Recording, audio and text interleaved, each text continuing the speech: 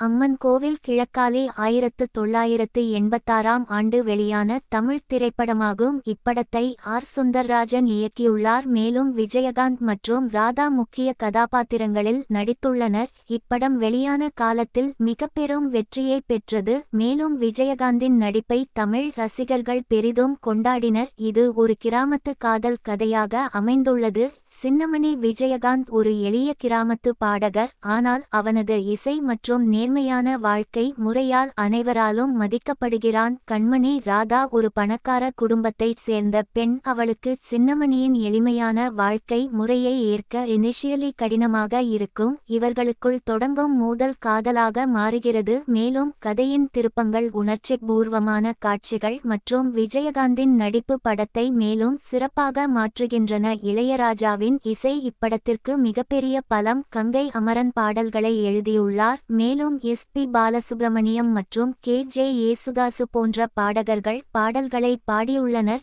சின்ன மணிக்கியிலே மற்றும் கடைவீதி கலகலக்கும் போன்ற பாடல்கள் மிக பெரும் வெற்றியை பெற்றன. மேலும் இளையராஜாவின் இசையில் ஒவ்வொரு பாடலும் தேனமுதமாக அமைந்துள்ளது. இப்படம் வெளியான போது 150 நாட்கள் திரையரங்குகளில் ஓடியது. மேலும் 20 திரையரங்குகளில் 200 நாட்கள் வெற்றிகரமாக ஓடியது. விஜயகாந்த் தனது நடிப்பிற்காக சிறந்த தமிழ் நடிகருக்கான பிலிம் பேர் விருதை பெற்றார். அம்மன் கோவில் கிழக்காலே ஒரு காலத்தால் அழியாத திரைப்படமாகும். கிராமத்து பின்னணியில் அமைந்த காதல், உணர்ச்சி மற்றும் இசை அனைத்தும் இணைந்து ஒரு மனதை கொள்ளை கொள்ளும் அனுபவமாக உருவாகியுள்ளது. விஜயகாந்தின் நடிப்பு, ராதாவின் அழகு, இளையராஜாவின் இசை மற்றும் ஆர். சுந்தர்ராஜனின் இயக்கம் இதன் வெற்றிக்கு முக்கிய காரணிகள்.